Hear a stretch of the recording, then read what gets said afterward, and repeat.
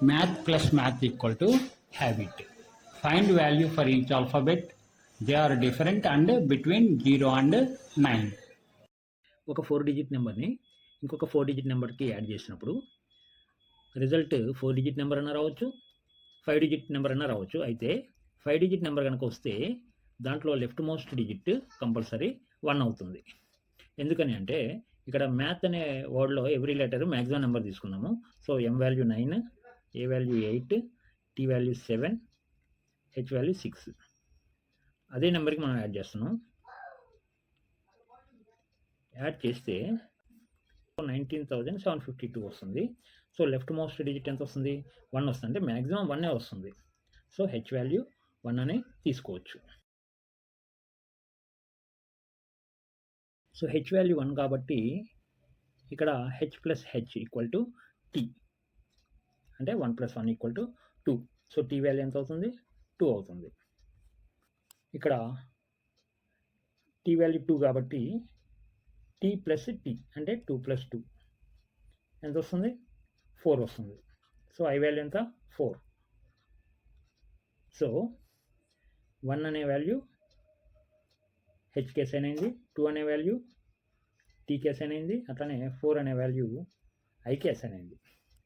So ఇప్పుడు ఏ value ఎంతో find out చేయడానికి ట్రై చేద్దాం. సపోజ్ ఏ వాల్యూ 0 అవడానికి అవకాశం ఉందా లేదా చూద్దాం.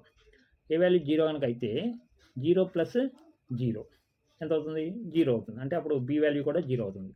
సో 2 లెటర్స్కి సేమ్ నెంబర్ అసైన్ కాకూడదు కాబట్టి ఏ వాల్యూ 0 కాదు. ఏ వాల్యూ 3 అవడానికి అవకాశం ఉందో లేదో చూద్దాం. సో ఇక్కడ 3 + 3 అంటే బి వాల్యూ ఎంత వస్తుంది? 6 వస్తుంది. ఇక్కడ ఏ వాల్యూ ఎంత అనుకున్నాం? 3. సో m + m = 3 రావడానికి అవకాశం ఉందా? లేదు. ఎందుకని ఒక డిజిట్ని అదే డిజిట్తో యాడ్ చేసినప్పుడు ఈవెన్ నెంబర్ వస్తుంది. 3 అనేది ఆడ్ నెంబర్ రాదు కాబట్టి సో ఏ వాల్యూ 3 అవడానికి ఛాన్స్ లేదు. ఏ వాల్యూ 6 అవడానికి ఛాన్స్ ఉందో లేదో చూద్దాం. సో 6 + 6 అంటే ఎంత? 12. So B value 2, 1 carry. B value 2 అవడానికి అవకాశం ఉందా? లేదు. ఎందుకని 2 అనే వాల్యూ టీకి అసైన్ అయింది కాబట్టి. సో ఏ వాల్యూ 6 కూడా కాదు. నెక్స్ట్ ఏ వాల్యూ 7 అవడానికి అవకాశం ఉందో లేదో చూద్దాం. సో ఏ వాల్యూ 7 అయితే 7 + 7 14 అవుతుంది. సో బి వాల్యూ 4 క్యారీ 1 వస్తుంది. బి వాల్యూ 4 అవడానికి అవకాశం ఉందా? లేదు. ఎందుకని 4 అనే వాల్యూ ఆల్రెడీ ఐ అనే లెటర్కి అసైన్ అయింది కాబట్టి. సో ఏ వాల్యూ 7 కూడా కాదు. ఓకే, ఏ వాల్యూ 9 అవడానికి అవకాశం ఉందో లేదో చూద్దాం. సో ఏ + ఏ అంటే 9 + 9 18. సో బి వాల్యూ 8 అవుతుంది.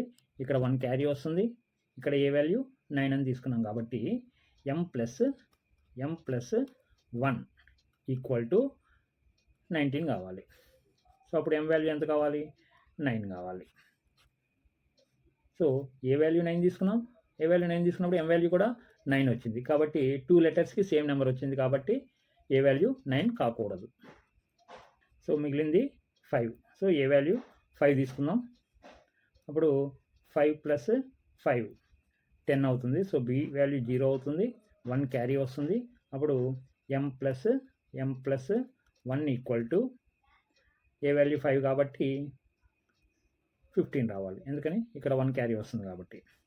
సో ఇప్పుడు m వాల్యూ ఎంత అవుతుంది? 7 అవుతుంది.